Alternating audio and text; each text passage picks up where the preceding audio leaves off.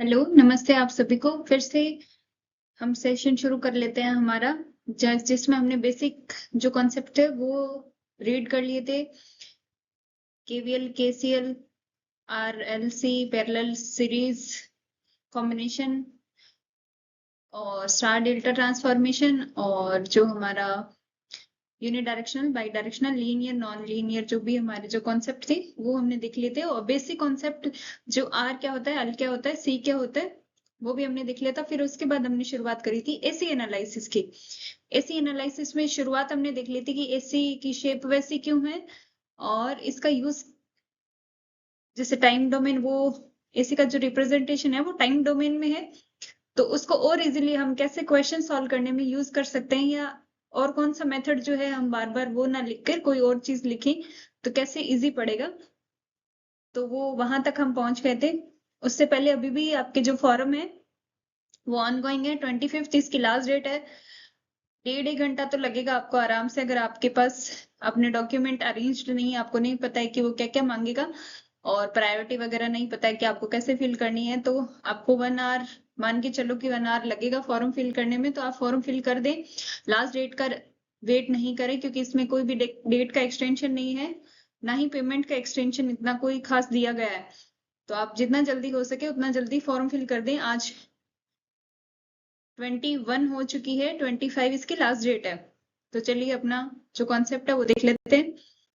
ये आपकी बेसिक जो चीजें थी इससे रिलेटेड वो हमने देख ली थी।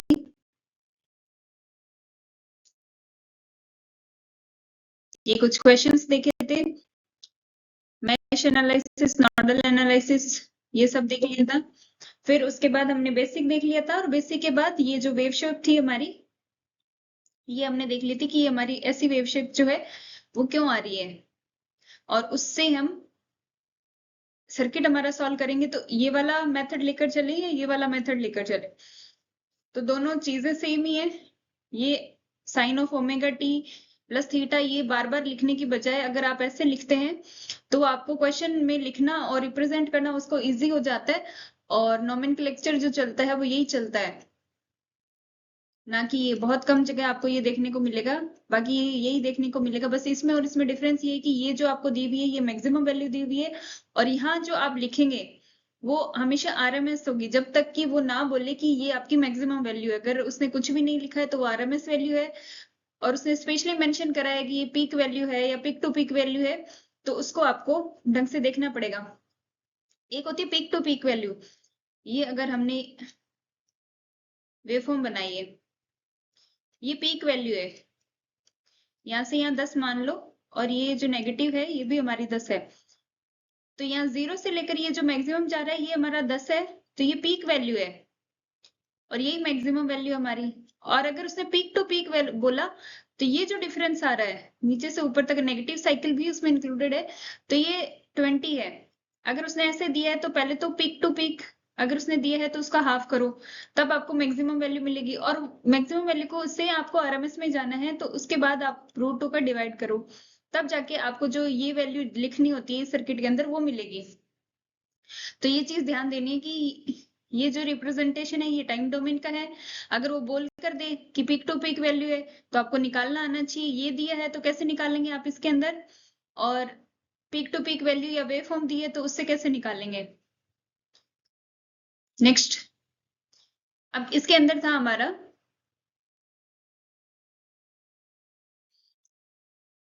ये बेसिक चीज थी कि साइन का वेव फॉर्म हमारा ऐसा है, उसके ये टाइम का रिप्रेजेंटेशन है, ये हाफ है, ये फुल साइकिल है। इसको पाई जो साइनोसॉइडल वेव फॉर्म हम लेते हैं, तो ये पाई और ये 2 पाई हमारा है। और 3 फेज होता है हमारा, पहला फेज, दूसरा फेज और थर्ड जो फेज है, और हर एक फेज के बीच कुछ एंगल का डिफरेंस होता है। और अगर बैलेंस्ड सिस्टम है तो ये जो डिफरेंस आता है ये 120 डिग्री का आता है। किसी के भी बीच देखो तो आपको 120 डिग्री मिलेगा, और आपको ऐसे मिलेंगे ये 120 डिग्री, हर एक के बीच आपको 120 डिग्री का डिफरेंस दिखेगा। तो ये ऐसे रिप्रेजेंट करते हैं। और ये वाली सेम ही वेव फॉर्म को आप एक्सपोनेंशियल में रिप्रेजेंट करना चाहें, एक्सपोनेंशियल में कर सकते हैं। ई ऑफ, इसके ऊपर जो भी थीटा होगा आपका वो लिख सकते हैं। फिर उसके बाद ये आ जाता है, अब ये आता है कि v ऑफ, जो ये हमने v लिखा और इसमें क्या डिफरेंस है, ये कौन से वाला है, जो e एंगल थीटा या v एंगल थीटा जो हम लिख रहे हैं वो है, और v ऑफ t ये है vm sine of omega t plus theta वाला।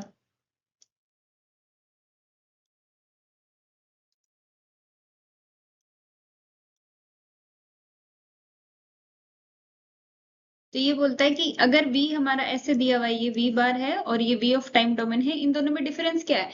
तो पहला डिफरेंस तो हमें ये दिख रहा है कि फर्स्ट वाले के अंदर कोई भी टाइम डोमेन का रिप्रेजेंटेशन नहीं है। इन दोनों, इसके अंदर टाइम हमेशा आपको दिखाना पड़ेगा कि टाइम है, इसमें टाइम का कोई झंझट नहीं है, वो सिंप्लीफाइड वर्जन है। नॉर्मल आपको जो वैल्यू चाहिए और एंगल चाहिए वो आपको देखने से ही मिल जाएगा, और उसका रिप्रेजेंटेशन आसान है। कोई भी क्वेश्चन करोगे, किसी में भी लिखोगे तो वो ये लिखोगे, और ये जो वैल्यू है हमेशा आरएमएस में दे रखी होती है। तो अगर पावर सिस्टम में आप क्वेश्चन सॉल्व करोगे तो वो इजीली हो जाएंगे और आपको ज्यादा सोचने का मौका नहीं होगा कि आपके पास क्या वैल्यू है, मैक्सिमम है या आरएमएस है। अगर कुछ ने कुछ नहीं बोला है तो आरएमएस ही वो वैल्यू होगी। तो ये जो कलेक्चर नोमेनक्लेचर है वो ये चलता है। और टाइम डोमेन का ये इतना आपको लिखना नहीं पड़ता कि साइनसॉइडल वेवफॉर्म है ओमेगा टी प्लस थीटा, हमेशा आपको बार बार ये नहीं लिखना पड़ेगा। बस ये लिखा, एंगल लिखा, और उससे आपका क्वेश्चन जो है शुरू कर सकता है। फिर उसके बाद ये इनका एसी एनालिसिस जो कर रहे हैं, इसमें आपके जो आर एल और सी आते हैं उनके बिहेवियर किस टाइप के होते हैं, आर एल और सी कैसे कैसे बिहेव करेगा वो हम देख लेते हैं। रेजिस्टेंस है, ये आपने सप्लाई दिया, ये आर है आपका, इसमें आई ऑफ टी जा रहा है, ये वी ऑफ टी है, ठीक है। अब रेजिस्टेंस जो होता है इसके अंदर कोई भी ना तो एनर्जी स्टोरिंग एलिमेंट है ना कुछ है, इसके अंदर सप्लाई आई तो हीट का डिसिपेशन कर देगा, और नहीं आई तो इसको कोई फर्क नहीं पड़ रहा, उससे ना ये स्टोर कर रहा है ना एनर्जी किसी को दे रहा है। तो अगर वोल्टेज पूछे, अगर आपका ये है Vm sine of omega t, और यहाँ से आई टी निकाले डिवाइडेड बाई आर, ये यहाँ से आ जाएगा। अब आता है कि हम अगर पावर निकालना चाहें तो कैसे निकालेंगे। एवरेज पावर का जो फॉर्मूला होता है वो हमारा ये होता है 1/t, मतलब पूरे टाइम पीरियड के लिए 0 से t, p of t dt, और यहाँ पे p क्या होता है, v of t i of t। अब ये आर रेजिस्टेंस है, इसके अंदर कोई भी एंगल का उसने डिफरेंस नहीं दिया, तो Vm बाई आर को अगर मैं आई एम लिखूं तो लिख सकते हैं, और ये यहाँ पे पुट करेंगे तो इसको हम सॉल्व करते हैं तो हमें जो वैल्यू मिलती है वो ये मिलती है, Im/√2, और जो भी एंगल आपका जो आता है वो आएगा। तो ये जो आपकी वैल्यू आएगी पावर की, ये आती है आपके पास P average 1/t 0 to t P of t dt, 1/t 0 to t V of t और I of t dt को आप अगर इंटीग्रेट करते हैं पूरे टाइम पीरियड के लिए, तो दोनों साइन के अंदर थे, साइन स्क्वायर ओमेगा टी होता हो गया, और साइन स्क्वायर ओमेगा टी को आप लिखते हैं 1 minus cos of 2 omega T, इसका पूरा आप इंटीग्रेशन वगैरह करके लिखते हैं तो आपके पास ये जो वैल्यू आती है वो बाहर आ जाती है, और इसकी वैल्यू जो होती है 1 बन जाएगी। तो ये आ गया Vm/√2 Im/√2, और Vm/√2 को ही हम Vrms बोलते हैं और Im/√2 को Irms बोल देते हैं। तो एवरेज पावर निकालनी है तो नॉर्मली आप RMS वैल्यू ऑफ वोल्टेज और RMS वैल्यू ऑफ करंट अगर आपके पास है तो वहां से निकाल सकते हैं। अगर यहाँ पे फ्रीक्वेंसी पूछे तो फ्रीक्वेंसी कितनी है, ये पावर निकाली आपने, एवरेज पावर। एवरेज पावर के अंदर ये देखो इसका 1 बनाया आपने, क्योंकि टाइम ऑफ 0 से t 1/t के अंदर आपने वैल्यू पुट करी तब इसकी वैल्यू 1 हुई, पर इसकी फ्रीक्वेंसी कितनी चल रही थी, 1 तो 1 है, इसके अंदर कुछ नहीं है, बट ये वाला जो पार्ट है 2 ऑफ ओमेगा टी, जबकि हमारा साइन और कोस जो था उसके अंदर कुछ भी मल्टीप्लाई नहीं था, सिर्फ ओमेगा टी था, पर एवरेज पावर आपकी डबल फ्रीक्वेंसी से जो है मूव कर रही है। तो आप इसको अगर normal v of t i of t अगर सेम उसमें जा रहे हैं तो इसकी पावर की जो वेव फॉर्म आएगी वो ऐसे आएगी, डबल फ्रीक्वेंसी की आएगी। तो ये आपको याद रखना है कि अगर बाई चांस छोटा क्वेश्चन आ जाए, वो पूछ ले कि पावर की फ्रीक्वेंसी कितनी होती है, तो पावर की फ्रीक्वेंसी वोल्टेज और करंट की जो फ्रीक्वेंसी होती है वो नहीं लिखनी है, उसकी जस्ट डबल होती है। अब ये सेम बिहेवियर जो है हम देख लेते हैं इंडक्टर कैसे बिहेव करेगा। सप्लाई दिया, इंडक्टर लगाया, सप्लाई हमारी V ऑफ टी, करंट यहाँ IT मेंशन करा, और IT को हमने लिया है I m sine of omega t. तो V हमारा निकल जाता है, यहाँ से V हम लिखते हैं LDI/dt। तो इसको डिफरेंशिएट करोगे तो आपकी वैल्यू आ जाएगी D of dt I m sine of omega t. Sine का डिफरेंशिएशन जो होता है कोस होगा, तो ये चीजें बाहर आ जाएंगी, और साइन ओमेगा टी, साइन में अगर उसको रिप्रेजेंट करेंगे तो कोस ओमेगा टी को हम लिख सकते हैं sine of omega t plus 90 degree. तो ये जो वैल्यू बाहर आई, ओमेगा एल तो यहाँ पे कांस्टेंट है, बाहर ले लिया, Im/√2 को क्या लिख सकते हैं आप, RMS वैल्यू लिख सकते हैं। तो ये यही बोल रहा है कि अगर आपको वोल्टेज निकालना है तो V j omega L IM sine of omega t, मतलब करंट से मल्टीप्लाई कर दो, जैसे V इक्वल्स टू IR करते थे, यहाँ क्या करते हैं V equals to I XL करेंगे, और XL की वैल्यू होगी 2πfl।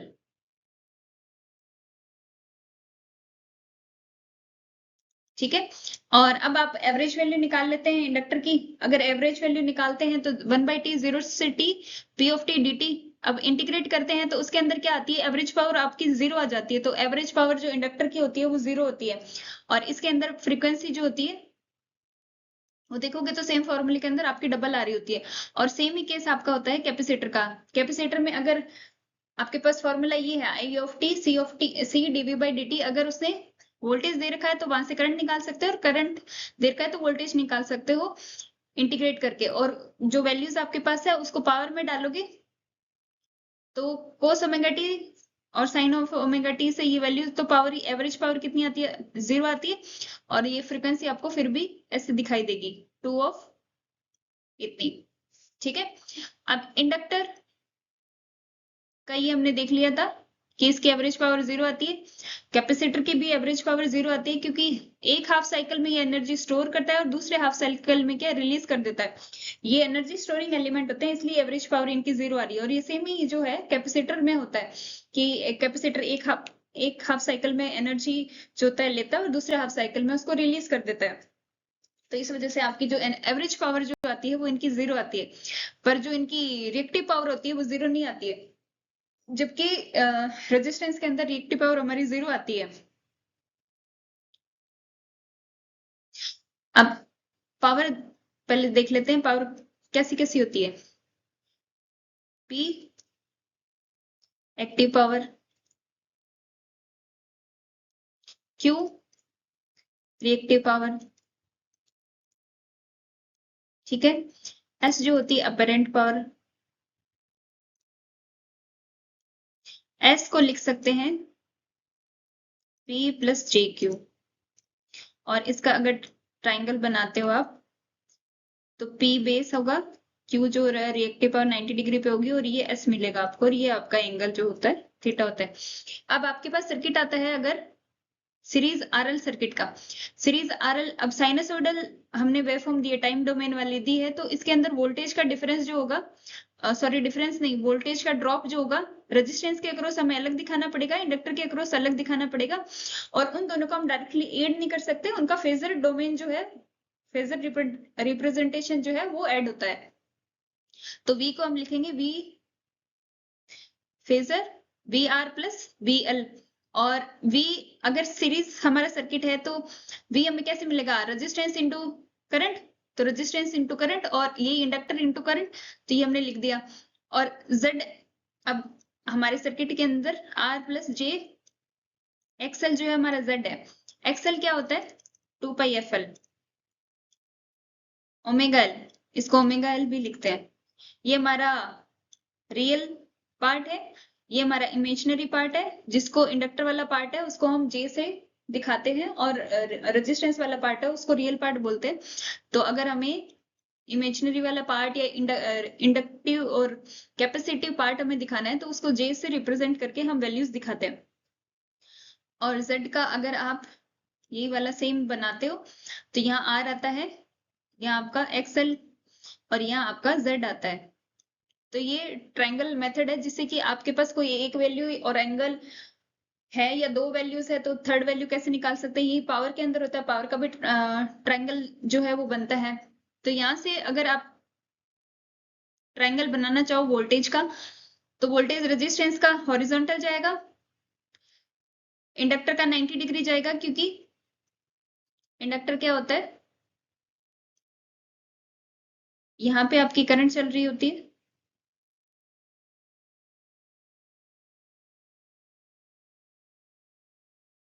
इसका वोल्टेज जो है 90 डिग्री लीड कर रहा होता है। कैपेसिटर में क्या होता है कि करंट लीड करती है 90 डिग्री वोल्टेज से, यह वोल्टेज होगा। ये सी का केस है, ये एल का केस है। तो यहाँ पे इंडक्टर की जो वोल्टेज है वो 90 डिग्री आपने लीड करवाई है यहाँ से, और इन दोनों को अगर मिलाकर आप बनाते हो तो सोर्स की जो वोल्टेज है वो मिल जाती है। ये आपके इम्पीडेंस का ट्रायंगल हो गया, ये आपके पावर का वो वोल्टेज ड्रॉप वाला, वो ये वाला सेम ही दिखा रहा है, और ये आपका पावर का ट्रायंगल हो गया। अब ये बोलता है कि अगर करंट हमारी दे रखी है इसने पैरेलल का होता, तो ये एक बार चीज इधर इसको साइड में कर देना, इसको नहीं देखना एक बार। ये बोलता है कि एक वोल्टेज हमें दे रखी है सोर्स की, तो उससे हम कैसे निकाल सकते हैं, तो ये क्या फेजर डोमेन में ऐड होंगे, तो ऐड कैसे होंगे, तो हम लिख दें V square V R square plus V L square. तो इसका स्क्वायर उठाएंगे तो इसका रूट लग जाएगा, तो ये रूट लग गया। ये इसके लिए हुआ, ये सेम चीज इसके लिए हो जाएगी, और ये वाली सेम चीज इसके लिए हो जाएगी। कोई भी चीज वैल्यू हमें कैलकुलेट करनी होगी तो हम कर सकते हैं। अब एंगल निकालना है, इस चीज का वोल्टेज वाला एंगल निकालना है, तो वी रिएक्टिव पावर जो होती है, reactive voltage, reactive impedance, reactive power हमारी ऊपर आती है थीटा निकालने के लिए, तो टेन थीटा इसको होता है क्यू बाई पी। तो सिर्फ थीटा निकालना है, तो tan inverse V L by V R, XL by R और क्यू एल बाई पी, ये इसको tan inverse Q L by P theta निकालना हो तो। और अगर आपको कॉस निकालना है तो लाल बट्टी कक्का वाला फॉर्मूला आपको पता होगा। कॉस थीटा निकालना है तो आपका आधार, बेस, रेजिस्टेंस, पी पावर और वोल्टेज वी आर वो ऊपर आएंगे। किसी भी अगर इससे निकालना चाहेंगे तो इसके अंदर पहले ये वी आर ऊपर आएगा और उसके बाद आएगा ये वाला पी जो सप्लाई वाला है वो। तो ये वाला जो लाल बट्टी कक्का से आपका जो फॉर्मूला, इन तीनों ट्रायंगल से आप यहां से निकाल सकते हैं। अब ये बोलता है कि अब पावर फैक्टर हम क्यों कैलकुलेट कर रहे हैं, ये थीटा एंगल निकाला और थीटा एंगल से कोस थीटा निकाल रहे हैं।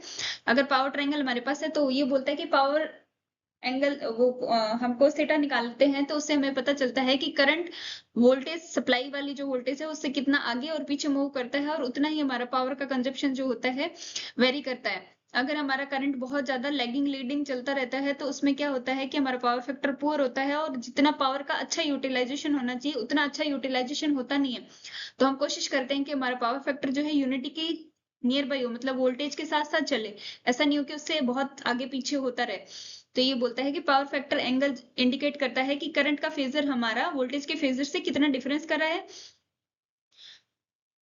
और हम हमेशा क्या करते हैं, वोल्टेज फेजर को क्या रेफरेंस बनाते हैं और करंट को आगे पीछे मूव करवाते हैं, क्योंकि हमारा जो रेफरेंस होता है वो हमेशा वोल्टेज होता है। आप करंट को भी बना सकते हो, पर अगर जनरली आपको पावर सिस्टम में या इन जनरल क्या होता है रियल के अंदर, तो आपको हमेशा वोल्टेज मिलेगा और करंट आगे पीछे होता रहेगा, कम ज्यादा होता रहेगा जो भी होगा। तो ये बोलता है कि इस वजह से आप हमेशा जो है वोल्टेज के फेजर को जो है रेफरेंस बनाते हो और करंट को आगे पीछे मूव करवाते हो।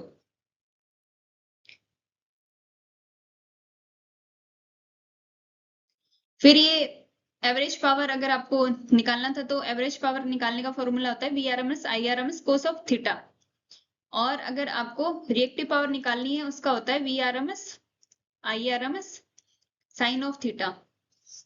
एस निकालना है वी आई कॉन्जुगेट, ये सिर्फ वैल्यूज है, उसके अंदर एंगल के साथ में है, वी का भी एंगल के साथ में, आई का भी एंगल के साथ में, और आई जो करंट होगा उसका कॉन्जुगेट करके।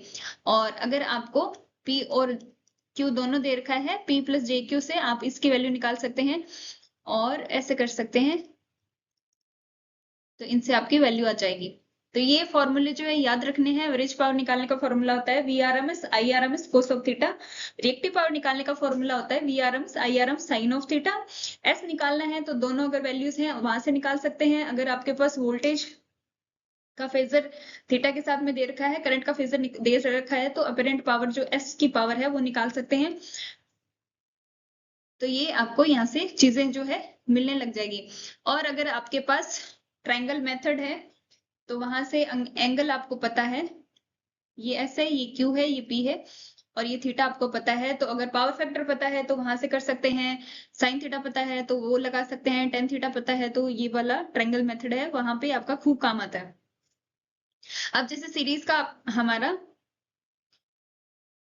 RL था, वैसे ही सीरीज का RC आता है। तो RC के अंदर क्या होता है, हम जो इम्पिडेंस लिखते हैं हमारा RL के अंदर हम लिख रहे थे R plus J omega L, ये इसको लिख रहे थे XL।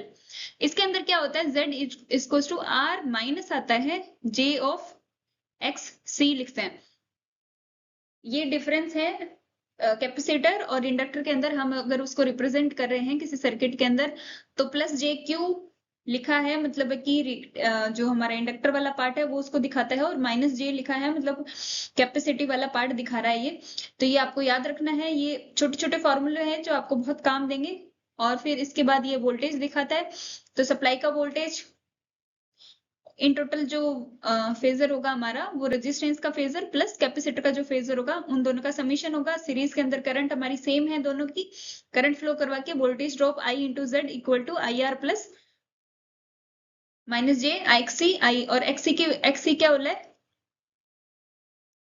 1/ओमेगा C होता है, ओमेगा की वैल्यू होती है 2πf।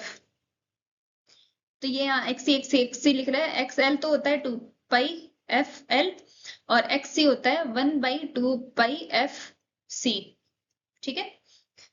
और फिर इसका जो फेजर दिखाते हैं, अब ये 90 माइनस 90 है तो प्लस 90 को तो हम ऊपर दिखा रहे थे, माइनस 90 को जस्ट अपोजिट दिखाएंगे, तो इसलिए हमारे जो फेजर है वो डाउनवर्ड्स है। जैसे VC भी डाउनवर्ड्स दिखाया हुआ है, XC भी डाउनवर्ड्स दिखा रहा है, QC भी डाउनवर्ड दिखाया, और वैसे ही फेजर का समीशन इन दोनों को मिलाकर ये बन रहा है हमारा।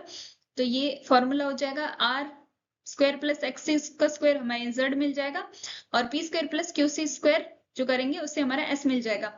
अगर आपके पास थीटा एंगल दिया हुआ है तो आप कर सकते हैं reactive power divided by active power, reactive जो एलिमेंट है उसका वोल्टेज ड्रॉप डिवाइडेड बाई जो रियल एलिमेंट है उसका वोल्टेज ड्रॉप। तो ये क्या नेगेटिव में नीचे की तरफ है तो आपको विद साइन लेना है, minus VC divided by VR minus XC divided by R minus QC divided by P power वाला। अगर कोस थीटा दिया हुआ है, पावर फैक्टर पूछते हैं तो इसके अंदर लेगिंग लीडिंग वो हम लिखते हैं। तो इसके अंदर हमें क्या है कि रिएक्टिव हमारा कैपेसिटिव है तो ये हमेशा लीडिंग होता है, और इंडक्टर वाला पार्ट था तो वो हमेशा वोल्टेज से करंट जो हमारी लैग करती है, और इसके अंदर हमारी हमेशा करंट जो है लीड कर रही है। तो इसीलिए ये लिख रहा है कि VR/V हमारा जो भी पावर फैक्टर निकलेगा वो लीडिंग होगा।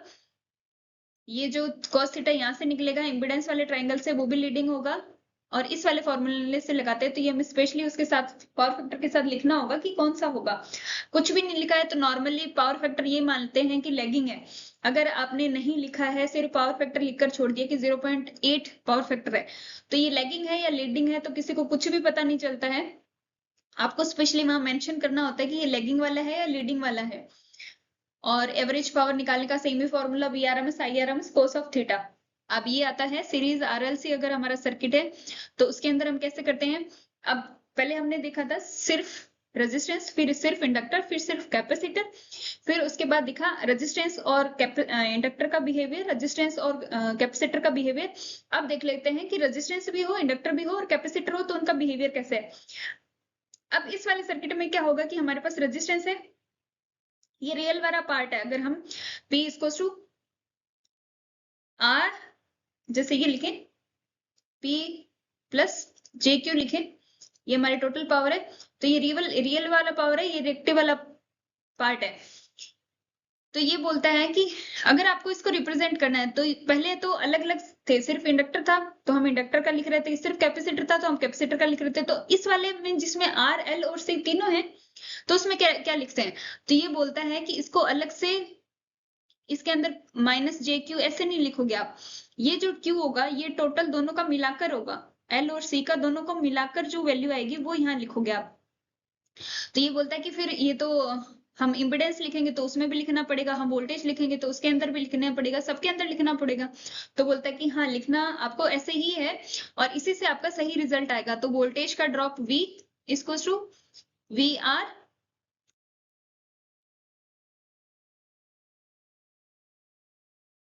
तो ये बोलता है कि वोल्टेज का ड्रॉप होगा। आप अलग अलग कैसे लिखोगे? V इक्वल्स टू रेजिस्टेंस का ड्रॉप, इंडक्टर का ड्रॉप, कैपेसिटर का ड्रॉप।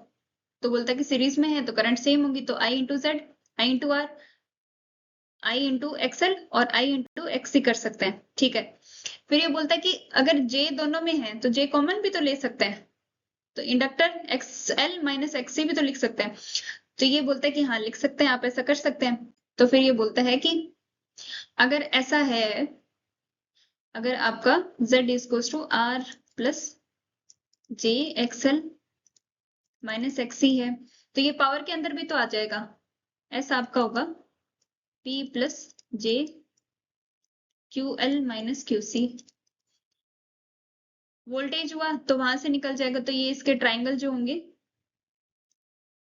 इम्पीडेंस का ट्राइंगल। अगर इंडक्टर बड़ा हुआ तो इंडक्टर के केस में अगर रिजल्टेंट आपका ये बन रहा है, इन दोनों को माइनस करने के वजह से ये इतना पार्ट और ये इतना पार्ट कैंसिल आउट हो गया, तो इनका रिजल्टेंट अगर ये बन रहा है, ये अल्टीमेट Z बन रहा है, तो इसको कैसे लिखोगे आप? Z equals to R plus JQ और यहां से ये आपका एंगल थीटा हो जाएगा। और ऐसे ही पावर वाला, ये रिजल्टेंट बन रहा है आपका, ये QL था, ये QC था, ये पूरा QL था, और इन दोनों को माइनस करने के बाद ये Q बच गया आपका। ये इतना जो पार्ट है ये Q बच गया, और ये पूरा जो था QL था, ये एंगल थीटा, और ये ऐसा आपका, और ये आपका P तो रहेगा ही रहेगा। तो ये बोलता है कि अगर आपको tan थीटा इक्वल्स टू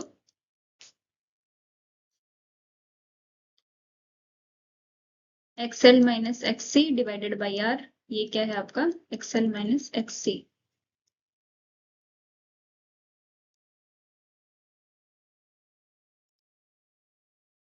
जिसको आप X लिख दो। ये tan theta equals to QL minus QC divided by P, ऐसे लिख सकते हैं। और अगर आपका tan थीटा वोल्टेज वाले से निकालना है तो आप लिख सकते हैं VL minus VC divided by V of R। और वैसे ही अगर आपको cos थीटा पावर फैक्टर निकालना है तो वो निकालेंगे। तो यहाँ पे हमने क्या माना है? Let L greater than C, इसकी वजह से ये सब हो रहा है। अगर आपका C ग्रेटर देन L है तो जस्ट अपोजिट चीजें हो जाएंगी। कैसे होंगी? यहाँ लिख देते हैं कि यहाँ पे आपका था tan theta equals to XL minus XC divided by R था। XC बड़ा है तो ये नेगेटिव आ जाएगा ऑटोमेटिकली। अगर आपका था tan theta equals to VL minus VC divided by R, तो ये नेगेटिव आ जाएगा। और tan theta equals to X Q of L minus Q of C divided by P, इसकी वजह से ये भी नेगेटिव आ जाएगा। तो यहाँ से आपको पता चल जाएगा जो हमने एजम्पशन लिया था कि हमारा पॉजिटिव आना चाहिए, L बड़ा है, ये जो रिजल्ट है हमारा पॉजिटिव आना चाहिए, जो कि नहीं आ रहा है, नेगेटिव दिखा रहा है। इसका मतलब है कि आपका C पार्ट वाला पार्ट जो है वो बड़ा है। अब आता है कि RMS वैल्यू, एवरेज वैल्यू और DC वैल्यू जो हम लिखते हैं, इनमें क्या डिफरेंसेस है? हम इतना अलग अलग क्यों लिखते हैं इनको? RMS वैल्यू, एवरेज वैल्यू और DC वैल्यू। डीसी का वेव फॉर्म हमें पता है कि टाइम के साथ ये कांस्टेंट रहता है। अगर 5 वोल्ट है तो वो 5 वोल्ट रहेगा हमेशा। तो कोई भी टाइम इंस्टेंट पे अगर आप देखोगे इसका वैल्यू कि मैग्नीट्यूड इसका कितना है, तो इसका कांस्टेंट मैग्नीट्यूड चल रहा है। अगर 5 है तो 5 ही चल रहा है वो हमेशा। और साइनसोइडल वेव फॉर्म अगर आप टाइम डोमेन में रिप्रेजेंट करते हो sine of omega T AC को,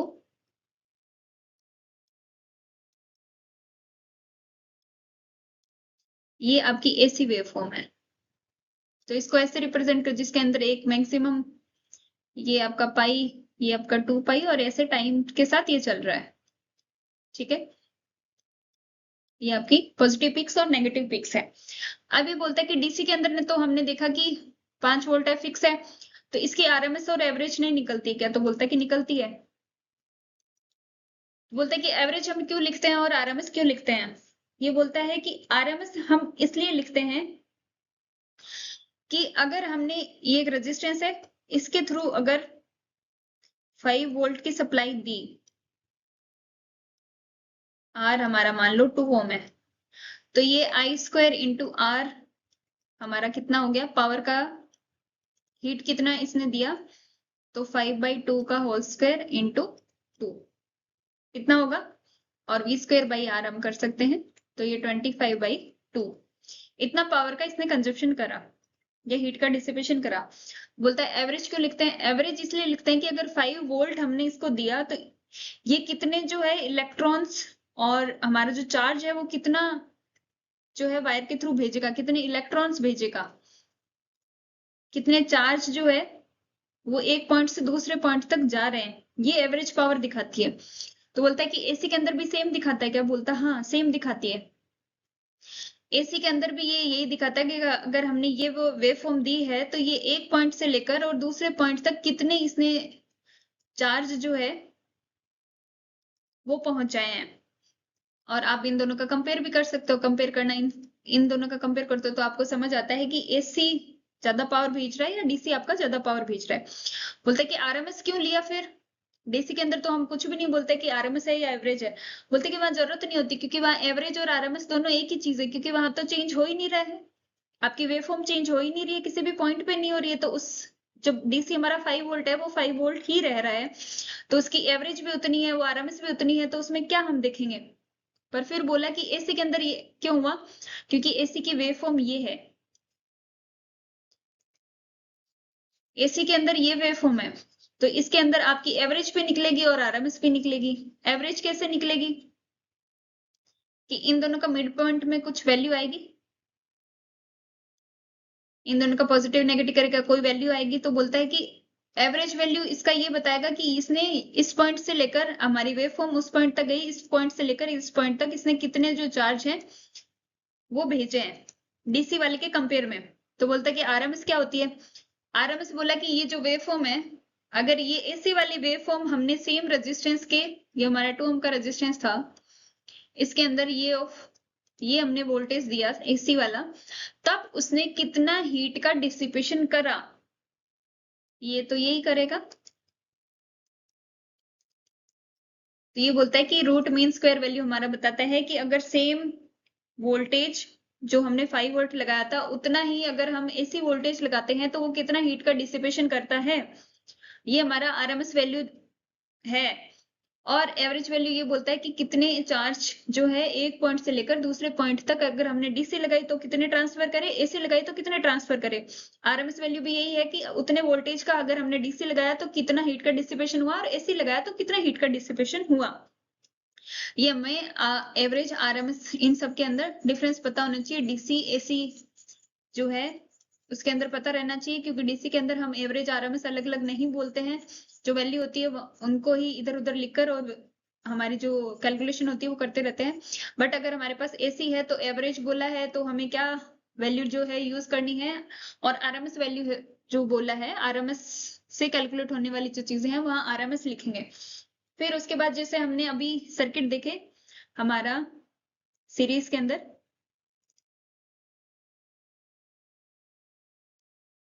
एक ये सर्किट देखा जहां आर है, ये एल है और ये वी हमारा है, और यहाँ से आई टी करंट फ्लो हो रही है। फिर उसके बाद देखा कि यहाँ अगर कैपेसिटर लगा हुआ है, आर है, सी है, आई है, और ये टाइम डोमेन वाले हैं सब। और थर्ड वाला जो था जिसके अंदर आपका सी भी था, आपका आर भी था और एल भी था, ये वी है, ये आर है आपका, ये सी है और ये आपका एल है।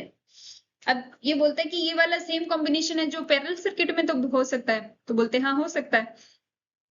उसमें क्या होगा पैरेलल में? ये जो सेम हमने लिखे हैं पैरेलल के अंदर हम लेकर चलते हैं कि करंट आई की सप्लाई दे रहा है, ये करंट आई दे रहा है और प्लस माइनस वोल्टेज इनके क्रॉस है, तो पैरेलल के अंदर वोल्टेज तो सेम रहता है। तो हम देख लेते हैं कि करंट की सप्लाई जो है हम दे रहे हैं पैरेलल के अंदर एक रेजिस्टेंस, पहले सर्किट ये ले लेते हैं, और एक इसके पैरेलल में आपका इंडक्टर है, एल है, ये आर है। ऐसा ही एक पैरेलल सर्किट आपका ये आ जाएगा, आई करंट वाला ऐसे फ्लो हो रही है आपकी, और एक रेजिस्टेंस और इसके साथ में एक कैपेसिटर, ये सी है, ये आपका आर है, यहाँ आई आर करंट जा रही है, यहाँ आई सी करंट जा रही है, और ये टोटल करंट आपकी आई है। और ये सेम ही चीज जो आई करंट आपने सप्लाई दिया उसके अंदर एक रेजिस्टेंस है, एक इंडक्टर है और एक आपका कैपेसिटर है। इसके अंदर आई आर गई, इसके अंदर आई एल गई और इसके अंदर आपकी आई सी गई, और यहाँ से आई आपकी करंट आई। ये बोलता है कि इसके अंदर हम पावर ट्रायंगल बनाकर वैल्यूज कैलकुलेट कर सकते हैं कि नहीं कर सकते। वो सेम चीज जो हमें सीरीज के अंदर किया था, पूरा का पूरा जो कॉन्सेप्ट है आप पैरेलल के अंदर यूज में कर सकते हैं। तो ये बोलता है कैसे होगा, यहाँ आपको आई आर दिखाना है, यहाँ आपको आई एल दिखाना है और ये आई, तो आई इसको लिख सकते हैं आप आई आर प्लस आई एल, ठीक है। अब V यहाँ पैरेलल, V वोल्टेज सेम है, पैरेलल में वोल्टेज सेम है, तो V बाई जो भी आपका Z होगा, और यहाँ पे आ जाएगा V डिवाइडेड बाई R, और यहाँ पे आ जाएगा V डिवाइडेड बाई XL, ठीक है। अब ये वाली जो चीज है ये बोलता है कि अगर आपको इसको रिप्रेजेंट करना है तो आप करंट्स को कैसे करेंगे, 1/Z को Y लिख सकते हैं, 1/R को G लिख सकते हैं, और XL को आप लिख सकते हैं Y, ये लिखेंगे। तो ये बोलता है कि अगर आपका करंट का रिप्रेजेंटेशन है तो आप इसको ट्रायंगल मेथड में लिखेंगे, तो ये आपका G हो जाएगा, ये B है, ये आपका Y हो जाएगा, और ये आपका B हो जाएगा, ये 90 डिग्री है, और ये आपका एंगल थीटा हो जाएगा। इन दोनों के बीच जो भी एंगल होगा अगर आप उसको लिखोगे, जे ओमेगा जे वाला पार्ट है तो ये जे आपका आ जाएगा, तो ये माइनस का आ जाएगा, तो ये वाला जो पार्ट है बी वाला ये नेगेटिव साइड जाता है, एल अगर होगा तो नेगेटिव साइड जाएगा, जैसे ये लिखा है तो ये कैपेसिटर के लिए है ऊपर, और ये वाला जो बनेगा इंडक्टर अगर आपका हुआ तो उसके अंदर आपका ट्रायंगल मेथड जो है ये बनेगा, ये बी होगा, ये जी होगा, ये थीटा होगा और ये वाई बनेगा। ऐसा ही जो ट्रायंगल बनेगा वो आपका कैपेसिटर में कैसा बनेगा देख लेते हैं। कैपेसिटर वाले में ये बोलता है कि I equals to I R plus I C है। आई सी वाली जो करंट है उसको आप कैसे लिखोगे, V divided by Z equals to V divided by R plus V divided by X C आपका, तो ये तो हो गया Y, ये हो गया G, और ये आपका हो गया प्लस ऑफ B, क्योंकि एक्स सी होता है आपका 1/J ओमेगा सी, तो J ऊपर चला गया तो J आपका पॉजिटिव हो गया। इसका जो ट्रायंगल बनेगा वो आपका ऐसा बनेगा, ये थीटा, ये B, ये G और ये आपका Y हो गया। और इन तीनों को मिला दिया, अगर तीनों आपका एक साथ हुआ कि R भी हुआ, L भी हुआ, C भी हुआ, तो उसके अंदर कैसा होगा वो देख लेते हैं। I equals to R plus L plus I of C, तो V by Z equals to V by R plus V by J omega L plus 1/V by 1 divided by J of omega C, ये होगा। तो ये बोलता है कि ये Y हो जाएगा, ये हमारा G हो गया जाएगा, और J अगर हम बाहर ले तो हमारा हो जाएगा B of C minus B of L, और इसको आप दिखाओगे तो अगर आपने C वाले पार्ट को बड़ा माना है तो ऊपर ट्रायंगल आपका ज्यादा बनेगा, और नीचे वाला जो पार्ट है वो C वाले पार्ट से कुछ L वाला पार्ट कैंसिल हो जाएगा, फिर भी B अगर आपका बड़ा है तो ये आपका रिजल्टेंट बनेगा, तो ये आपका Y बनेगा, ये B रिजल्टेंट, अगर इसको B रिजल्टेंट लिखें, ये B रिजल्टेंट है और ये थीटा एंगल हो जाएगा, और ये आपका बेस जो है ये G हो जाएगा। तो ऐसे आप R, L और C को दिखा सकते हैं। उसके बाद इनका देख लेंगे बेसिक क्वेश्चंस, इनके थ्रू हम क्वेश्चंस कैसे करते हैं। एक चीज और, अगर आपको ये जो हमारे इंडक्टिव रिप्रेजेंटेशन या इमेजिनरी रिप्रेजेंटेशन हम कर रहे हैं, इनके बारे में अगर कुछ नहीं पता है तो इनके कुछ चीजें हैं जो हम देख लेते हैं कि इनको करते कैसे। दो चीजों का एडिशन आ जाए, मल्टीप्लीकेशन आ जाए, वो आ जाए तो कैसे करते हैं। ऐड आ जाए, एक आ जाए आपके पास R1 plus J omega L1 और दूसरा आ जाए R2 plus J omega L2। ये Z2 है, ये Z1 है, तो Z क्या होगा, Z1 प्लस Z2। उसके अंदर रियल पार्ट एक साथ ऐड कर दो और इमेजिनरी वाले पार्ट एक साथ ऐड कर दो। ठीक है, अगर Z equal to Z1 into Z2 करना है तो कैसे करोगे। Z1 मतलब आपका है R1 plus J omega L1 into R2 plus J omega L2। तो पहले इसका इसके साथ में, फिर इसका इसके साथ, नॉर्मल जो मल्टीप्लिकेशन करते हैं वैसे होगा। Z1 का कॉन्जुगेट आ जाए तो कैसे कर, कॉन्जुगेट का मतलब है जहां प्लस है वहां माइनस लगा दो इमेजिनरी पार्ट के अंदर। जे ओमेगा L1 है तो ये जे स्क्वायर हो जाएगा, जे का स्क्वायर हो जाएगा, तो R1 माइनस जे ओमेगा L1 प्लस वाली जगह माइनस कर दो। एंगल जो, अगर आप इसको Z एंगल थीटा लिखते हो तो Z एंगल माइनस थीटा लिखना शुरू कर दो, क्योंकि ये नेगेटिव पार्ट को दिखा रहा है। फिर उसके बाद अगर आपको बोले एडिशन हो गया, मल्टीप्लीकेशन हो गया, subtraction, Z equals to Z1 minus Z2। तो जैसे हमने इसके अंदर किया था R1 प्लस R2, तो वो माइनस हो जाएगा, तो यहाँ पे माइनस आ जाएगा, और J वाले पार्ट के अंदर भी वो दोनों आपस के अंदर मल्टीप्लीकेशन आ जाएंगे। फिर आता है कि Z1/2 बोले तो क्या करना है। Z अगर हमारा है, Z1 को हमने लिखा है Z1 एंगल ऑफ थीटा,